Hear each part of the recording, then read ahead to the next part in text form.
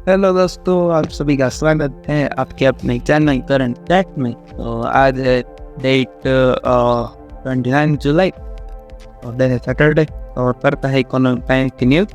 और प्लीज़ अभी तक अगर मैंने हमारा वीडियो को लाइक नहीं किए हैं तो लाइक कर दीजिए दोस्तों, और चैनल को कर दीजिए सब्सक्राइब।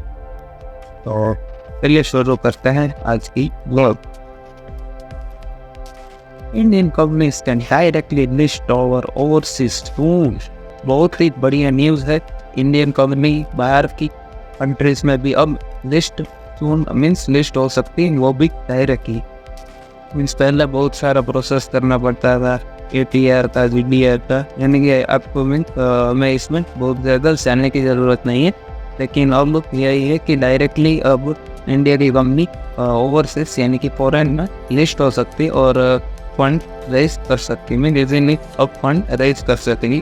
वहाँ पे भी अपना IPO निकालेगी और सब्सक्राइब होगा और हो सकता। ये स्टेटमेंट दिया है हमारा फाइनेंस मिनिस्टर ने। और यहाँ पे आप देख सकते हैं पहले ये लिस्ट होगी इंटरनेशनल फाइनेंशियल सर्विस सेंटर, जो कि गिफ्ट सिटी है गांधीनगर में। मैंने आपको कहा था कि अब SGX निफ्टी है वो अब गिफ्ट निफ्टी में चेंज हो गए हैं, वो आपने शायद नोटिस किया होगा। ओके।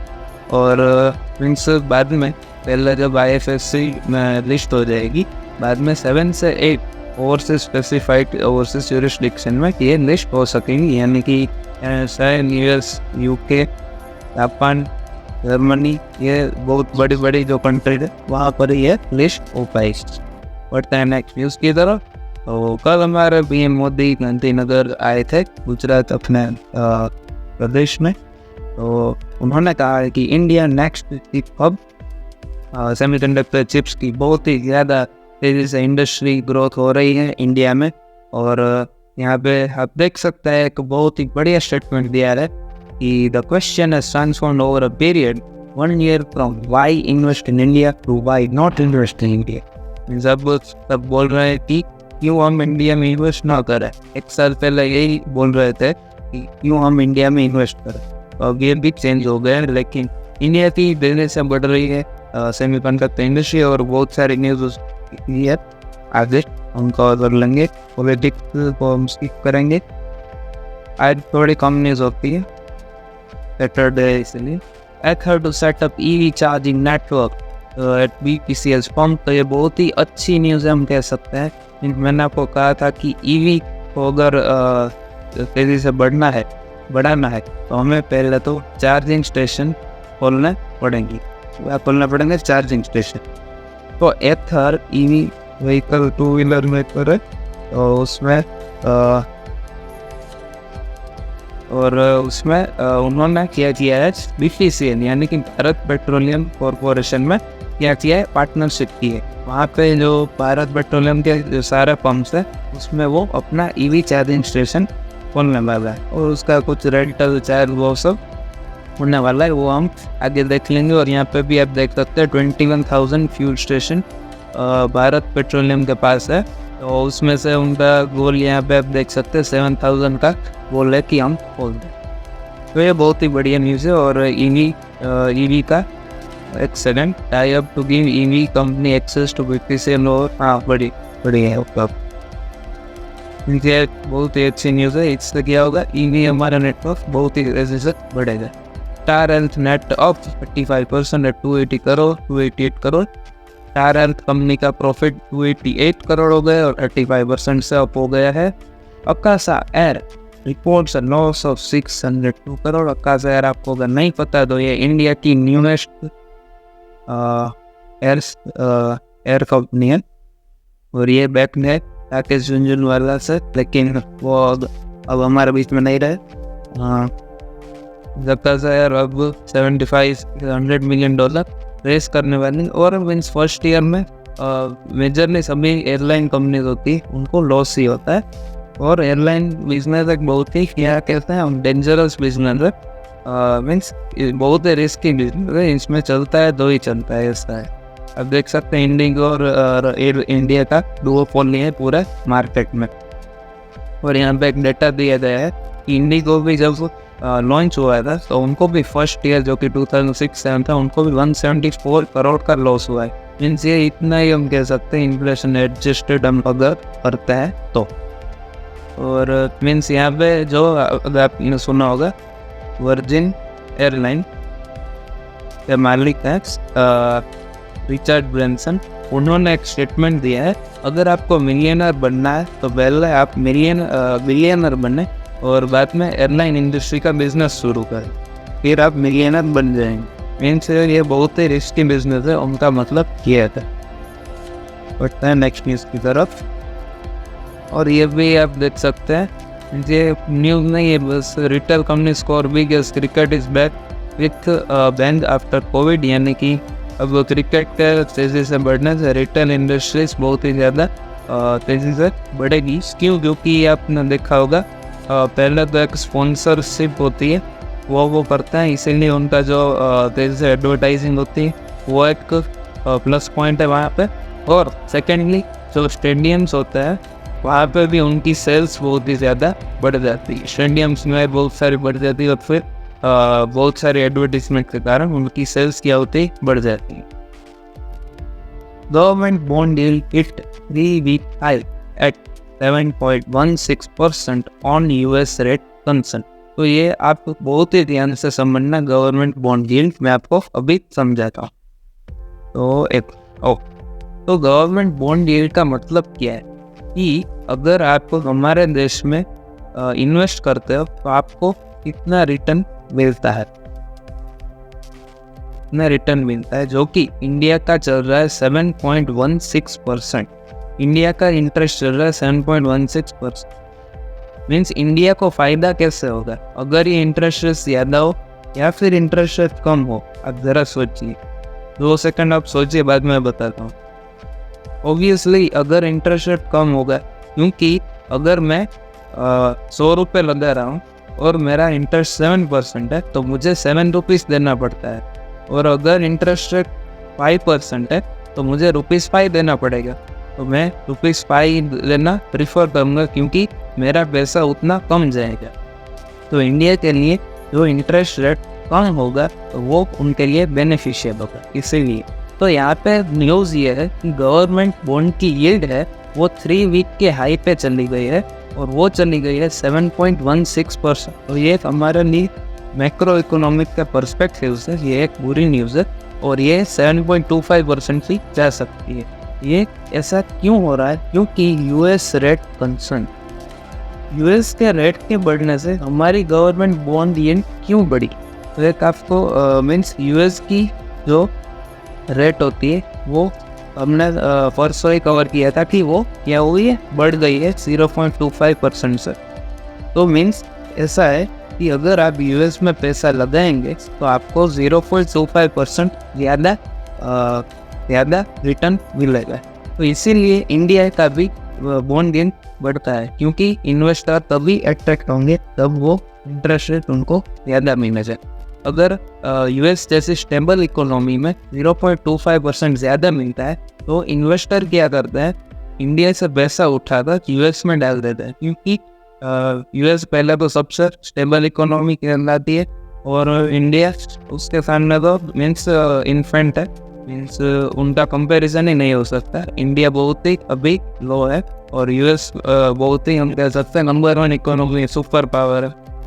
इसीलिए यूएस में 0.25% से इंटरेस्ट रेट भी बढ़ता है, तो भी इंडिया से यूएस में बहुत सारा फंड्स क्या होता है, ट्रांसफ़र, और जो एफडीआई होता है वो क्या हो जाता है, इंडिया में से बहुत ही लो हो जाता है। इसी वजह से इंडिया में हो गया है इंडिया में जो बॉन्ड यील्ड है वो बढ़ गया है। बस यही थी इसमें।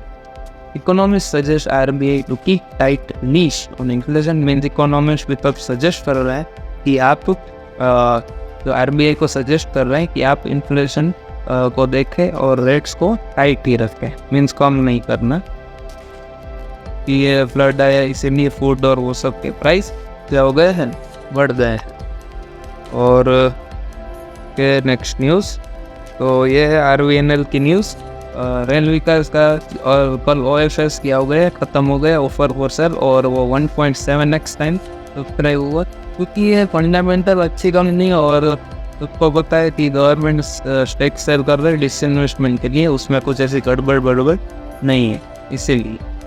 और ये देखिए दोस्तों, बहुत सारे रिजल्ट यहाँ पे आप देख सकते हैं। BOI यानी कि बैंक ऑफ इंडिया, एक सेकंड मैं थोड़ा इरेज कर लगा हूँ।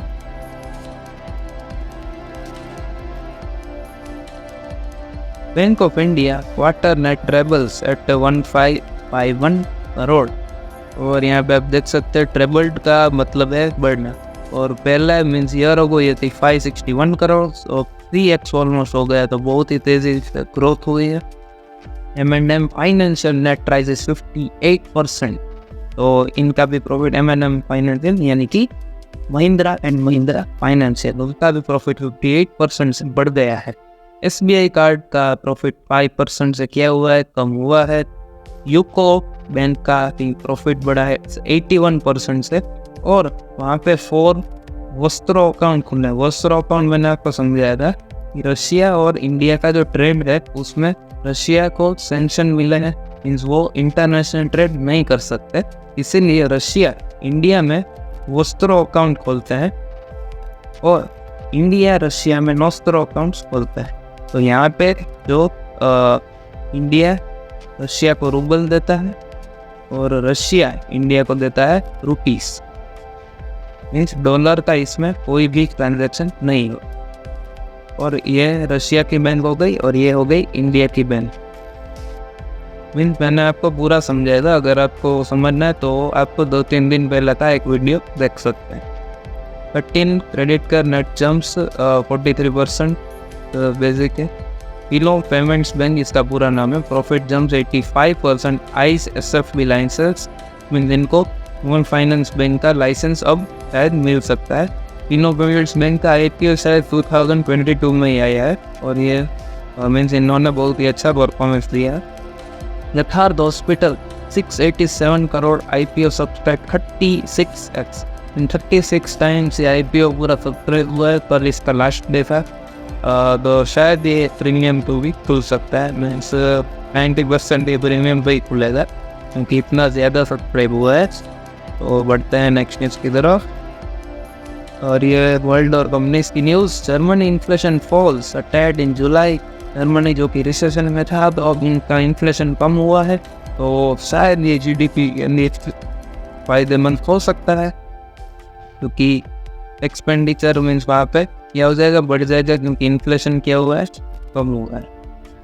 Women lap of Reliance opportunity WFX ends, women का पार्टिसिपेशन फ्रीलांस वर्किंग में तेज़ी से बढ़ रहा है। आप देख सकते हैं 15% rise in consultants signing up for freelance roles in April June versus January March on 3, और मीन्स क्योंकि गिग टिकता मतलब गिग इकोनॉमी कर ली, मैंने आपको समझाया था, शायद कल हमने न्यूज़ कवर की थी या नहीं की थी मुझे याद नहीं, लेकिन गिग इकोनॉमी पे भी एक न्यूज़ थी।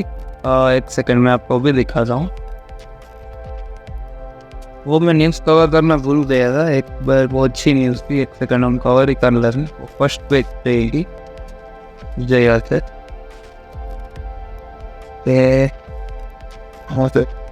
ये रही। तो consumer companies gear up to, एक second, okay, consumer companies gear up to weather climate risk. तो कंज्यूमर कंपनीज यहाँ पे कौन सी कंपनीज को कहा गया है, जैसे कि डिलीवरी वाली companies, delivery, Zomato, Swiggy, Dunzo, Zepto, ये सब कंपनीज हो गई। उनका यहाँ पे क्या कहा गया है कि वहाँ पे गेयर अप हो रहा है टू वेदर क्लाइमेट रिस्क। तो जो अभी फ्लड्स आए तो उसमें क्या था कि उनका ऑपरेशन तो क्या रहा, चालू ही रहा, उनका ऑपरेशन तो चालू ही रहा। तो उसमें अब ये क्या करने वाले हैं, ये वेदर फोरकास्टिंग एजेंसीज को क्या करने वाला है, हायर करने वाला है। ऐसा क्यों होने वाला है, क्योंकि अगर उनको ऐसा बताई हो पहले से कि फ्लड्स आने वाले हैं, तो क्या होता है कि वो पहले से ही वो सब उनके एम्प्लॉयज़ होते हैं, जो पूरे एम्प्लॉयज़ होते हैं वो उनको हायर करके रख लेते हैं, और बाद में जो उनकी डिलीवरी है उसमें उनको प्रॉब्लम ना आए। तो ये बहुत सारी वेदर फोरकास्टिंग एजेंसी को भी अब हायर करने वाले हैं, जो कि प्रेडिक्ट कर सके कि उन मीन्स नेक्स्ट वेदर कैसा होगा, फ्लड आने के चांसेस कितने, मीन्स एक टाइप से हम कह सकते हैं प्रोबेबिलिटी जैसा हो गया। मीन्स अगर आपको गिग इकोनॉमी नहीं पता तो बता दूं, गिग इकोनॉमी का मतलब क्या है। गिग इकोनॉमी का मतलब ये है कि मोर कैजुअल जॉब्स होती है वो बहुत ही ज़्यादा होती है। कैजुअल जॉब्स यानी कि जो टेम्पररी जॉब्स होती है, आप फुल टाइम एम्प्लॉय नहीं होते हैं वहाँ। इस में अब क्या है हम देख लेता है।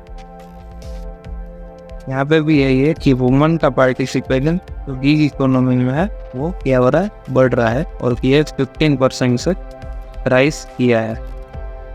बढ़ता है नेक्स्ट न्यूज़ की तरफ। French GDP surge easing inflation give hope to Europe. French की जीडीपी बढ़ गई और यूरोप को एक होप मिल गई, क्योंकि यूरोप का हाल बेहाल है, इन्फ्लेशन ज़्यादा है, और की वजह से जर्मनी भी क्या हुआ, रिसेशन में चला गया था, और अब फ्रेंच की जीडीपी क्या हो गई, बढ़ गई, तो वो एक होप दिखी। इंडिया पर कैपिटा इनकम में rise 1.6 times to $4K by 30, ये स्टेटमेंट दिया है स्टैंडर्ड चार्टर्ड ने। तो इंडिया की पर कैपिटा इनकम $4,000 हो सकती है 2030 तक। तो अभी हमारी जो पर कैपिटा इनकम है वो यहाँ पे दिया होगा, हम देख कर पाए, अगर हम कैलकुलेट करना चाहें तो भी कर सकते हैं।